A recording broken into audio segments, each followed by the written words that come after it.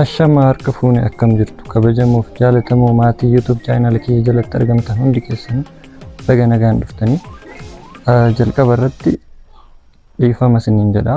Warroonni karaa koomentiitiin gaafii na gaafataa turtan gaafii keessan isiniif deebisuu hin dandeenye. Sababni isaa ji'a tokkoo fi sanii ol online irraa badee ture, internetiin cufamee ture jechuudha.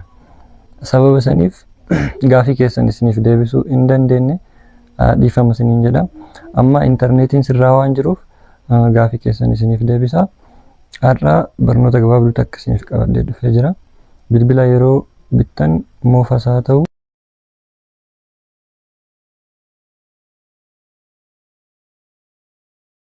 jechuudha. Karaa itti beekuu dandeessan isinitti agarsiisa. Hanga xumuraa na waliin turaa isiniin jedha.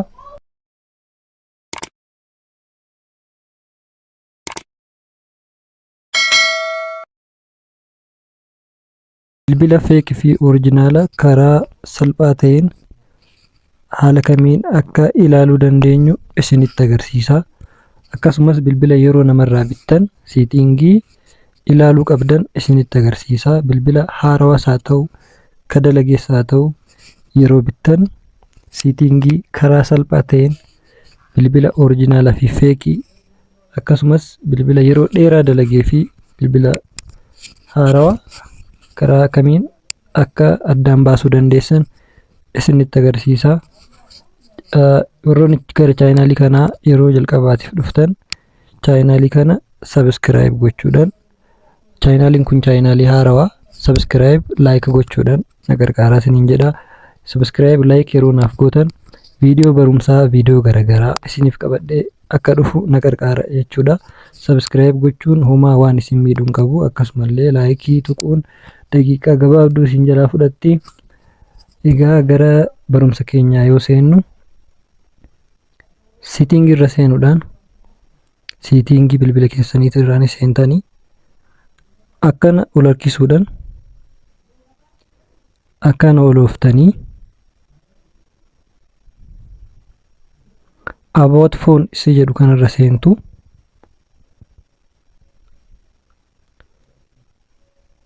Ammas status information isa jedhu kana yeroo tokko irratti tuquudhaan akkaan ol harkiftanii phone status isa jedhu kana gara gadi aanu kanatti isinitti mul'ata. Phone status isa jedhu kana gara jalaa kanatti barreeffama official jedhutu jira. Kana jechuun bilbilli gara jalaa kanatti barreeffama official jedhu baasu oriijinaala jechuudha. Bilbilli kun bilbila oriijinaala jechuudha. Oriijinaala yoo hin taane iddoo official jedhu kanarratti custom jedhee baasa jechuudha. Iddoo official jedhu kanarratti custom jedheetiin ba'a. Yeroo dheeraa bilbilli oriijinaal illee yeroo dheeraaf kan tajaajile yoo ta'e gara customitti jijjiirama jechuudha. Officialii kanarra customitti jijjiirama.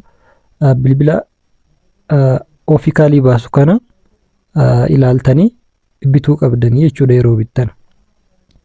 Bilbila feekii ta'e irratti isinitti agarsiisu iddoo kanarratti iddoo official jedhu kanarratti custom jedhee baasa jechuudha. Bilbila biraa fidee isinitti agarsiisa. Kunoo akkuma argaa jirtan bilbila kanarratti iddoon official jedhu sun customii baasa jechuudha. Bilbilli kun feekidha jechuudha yookaan immoo yeroo dheeraaf tajaajilaa ture jechuudha. Kanaaf bilbila customii baasu kana bituu hin qabdan jechuudha yeroo bittan. Maaliif aappiiwwan isin jalaa filata. Aappiiwwan tokko tokko install isiniif hin godhu, isin rakkisa jechuudha. Kanaaf barreeffama official isa jedhu san isa baasu bituu qabdan jechuudha yeroo bittan. Karaa salphaa ta'een karaa kanaan laaluu dandeessanii jechuudha. Karaa inni lammataa karaa mallattoo bilbila keessaniitii irra seenuudhaan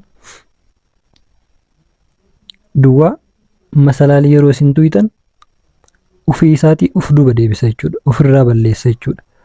Feekii yoo ta'e immoo masalaalii duwwaa masalaalii yeroo jettanii akkasumatti gubbarratti barraa'ee hafa jechuudha. Gubbarratti barraa'ee hafa. Oriijinaala yoo ta'e immoo duwwaa masalaan yoo godhan ofii isaatii uf duuba deebisa. Garuu immoo uf duuba hin deebisu taanaan haala kanatti galchisanii uf duuba hin deebisu taanaan bilbilli sun feekidha jechuudha. Karaa kanaan bilbila oriijinaalaa fi feekii karaa salphaa ta'e kanaan ilaaluu dandeessanii jechuudha. Barnoonni keenya kanarraa kana fakkaataa. Barnoota biraatiin hanga walitti deebinutti nagaan turaa isiniin jedha. Subscribe, like tuquu hin dagatinaa isiniin jedha. Nagaan tura.